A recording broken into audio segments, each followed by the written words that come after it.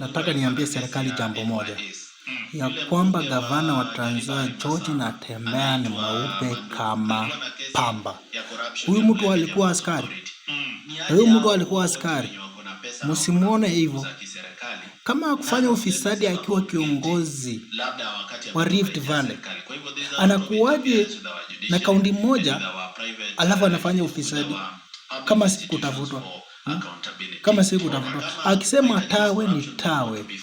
Don't intimidate governor. Hii serikali mimi nashindwa nayo sana. Hii serikali si serikali ya wananchi, ni serikali ya kuua wananchi. Oscar Sudi ni mfisadi. Anatoa mamilioni ya pesa na mshahara wake ni 1900. Ukiweka kila kitu paka sitting allowance milioni 1 na anatoa kila wiki pesa. Ruto mwenyewe anatoa michango ya mamilioni ya pesa. Hizo pesa zinatoka wapi? Miradi mliotuahidi ziko wapi?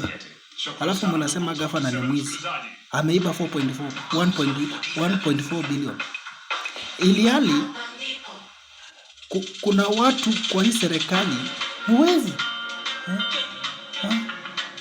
Kama Waluke ni mfungwa anayetembea. Kwa sababu anaunga mkono serikali ni mweupe kama pamba.